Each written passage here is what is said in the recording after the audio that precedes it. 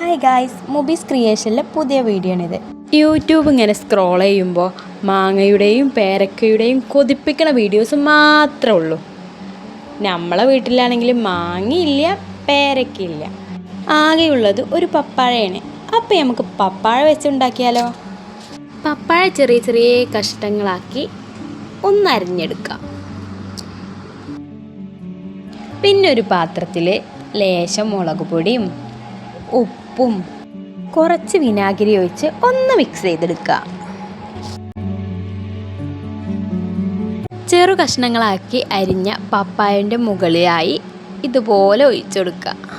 മാങ്ങൻ്റെയും പേരക്കൻ്റെയും അത്ര ടേസ്റ്റ് ഒന്നും ഇല്ലെങ്കിലും ഇതും മോശമൊന്നല്ല. വീട്ടിൽ പപ്പായ ഉണ്ടെങ്കിൽ ഒന്ന് ട്രൈ ചെയ്ത് നോക്കി. വലിയ കുഴപ്പമില്ലാത്ത ഒരു തട്ടിക്കൂട്ട് സാധനം.